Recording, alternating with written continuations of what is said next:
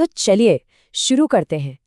क्या आप हर, और मेरा मतलब है हर प्राकृतिक आपदा से बचने के लिए तैयार हैं? देखिए, अभी की बात करें तो आपके बचने के चांसेस सच कहूं तो ना के बराबर हैं। लेकिन इस पूरी बातचीत के खत्म होने तक आपके पास सिर्फ बचने का ज्ञान ही नहीं होगा, बल्कि उससे भी ज्यादा जरूरी इसके बारे में डींगे हाँकने का कॉन्फिडेंस भी होगा।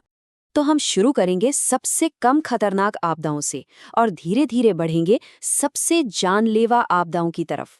ये एक ऐसी उल्टी गिनती है जो आपकी जिंदगी हमेशा के लिए बदल सकती है। तो तैयार हो जाइए, सफर शुरू होने वाला है। देखिए, मेरे बारे में जो जानते हैं वो बताएंगे कि मेरे पिछले काम ने बिना किसी शक के 20 लाख से ज्यादा जानें बचाई हैं, और गिनती वो तो अभी भी चल रही है। तो बिल्कुल बेफिक्र रहिए, आप एकदम सही जगह पर हैं। चलिए शुरू करते हैं नंबर 15 से। ये हमारा वार्म अप राउंड है। इनको आप समझ लीजिए शुरुआती लेवल के बॉस जैसे। आम है, थोड़े डरावने भी, लेकिन सही स्ट्रैटेजी हो तो आराम से जीते जा सकते हैं। मान लीजिए आप कभी किसी खतरनाक ओलों की बारिश में खुले में फंस गए। सबसे पहला काम है अपने सिर को बचाना। याद रखिए, एक बड़ा सा ओला आपको वन शॉट में लॉबी वापस भेज सकता है। सिर को बचाते हुए फटाफट झुककर किसी भी छत या कवर के नीचे पहुंच जाइए। इससे क्रिटिकल हिट का चांस कम हो जाता है। और अगर आसपास कोई कवर न हो तो कोई खाई या गड्ढा ढूंढ लीजिए। सिंपल। अगला है रेतीला तूफान। धूल की एक बड़ी सी दीवार आपकी तरफ आती दिखे तो समझ जाइए। अपनी आंखें, नाक और मुंह किसी कपड़े से ढक लीजिए।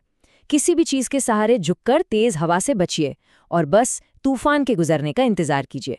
और हाँ, सड़कों से दूर ही रहिएगा। एक्सीडेंट्स आपको सिर्फ स्लो डाउन करेंगे। बस वेट कीजिए।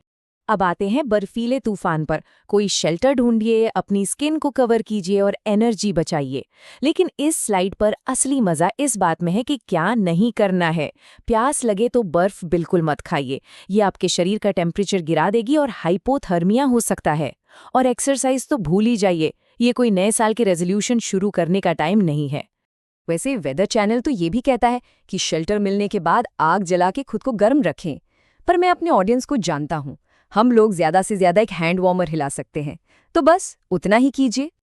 ठीक है, वार्म अप हुआ खत्म। अब मामला थोड़ा और सीरियस होने वाला है। अब वो सिचुएशन है जब कुदरत खुद आपके खिलाफ हो जाती है। जी हाँ, हम बात कर रहे हैं जंगल की आग और लैंडस्लाइड्स की। सोचिए, आप जंगल की आग के बीच अपने घर में फंस गए हैं। पहला काम, सारी खिड़कियां और दरवाजे कस के बंद कर दीजिए। फिर घर के उस कमरे में जाइए जो आग से सबसे ज्यादा दूर हो। धुएं से बचने के लिए जमीन से चिपक कर रहिए और मदद के लिए फोन लगाइए।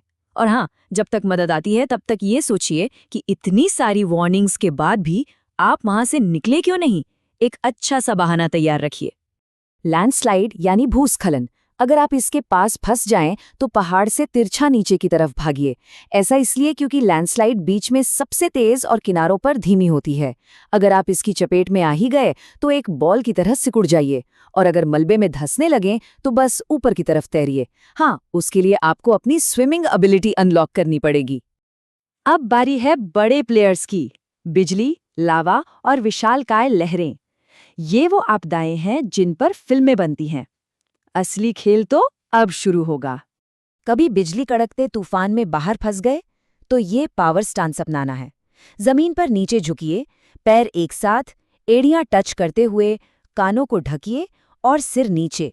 इससे बचने के चांसेस मैक्सिमम हो जाते हैं। और याद रखिएगा, अगर एक बार बिजली आप पर गिर गई तो अगली बार के लिए आपको टाइमिंग पता चल जाएगी और आप आराम से डॉज रोल कर सकते हैं। ज्वालामुखी, इसके लिए अलग अलग टाइप के विस्फोटों के लिए अलग अलग स्ट्रैटेजी हैं। लावा बह रहा है तो ऊंची जमीन की तरफ भागिए। पत्थर बरस रहे हैं तो किसी चीज के नीचे छिप जाइए। और पायरोक्लास्टिक फ्लो के लिए, जो कि सुपर हीटेड गैस और राख का एक जानलेवा तूफान होता है, उसके लिए आपको एक बहुत तेज कार में भागना होगा। तो एक बुगाटी में इन्वेस्ट करने का सोच सकते हैं, क्या पता जान बच जाए। सुनामी, इसके संकेतों को पहचानिए। भूकंप, समुद्र का पानी अचानक पीछे जाना, या फिर समंदर से एक गरजने जैसी आवाज। जैसे ही ये हो, फौरन किसी सबसे ऊंची जगह की तरफ भागिए। और मैं ये बात फिर से दोहरा रहा हूं, लहर देखने के लिए किनारे पर मत जाइएगा। बहुत लोगों ने ये गलती की है। और अगर पानी में फंसी गए तो किसी तैरती हुई चीज को पकड़ लीजिए और उसे कसकर पकड़े रहिएगा। और अब हम आ गए हैं ग्रैंड फिनाले पर। ये है सबसे जानलेवा आपदाएं, जिनके सामने बाकी सब कुछ बच्चों का खेल लगता है। तो नंबर 5 पर है भूकंप। भूकंप के वक्त अगर आप घर के अंदर हैं तो अंदर ही रहिए और किसी मजबूत टेबल के नीचे छिप जाइए। अगर बाहर हैं तो बिल्डिंग्स और बिजली के तारों से दूर किसी खुली जगह पर चले जाइए। सीधी सी बात है, ड्रॉप, कवर और होल्ड। अब आते हैं नंबर 3 पर, बाढ़।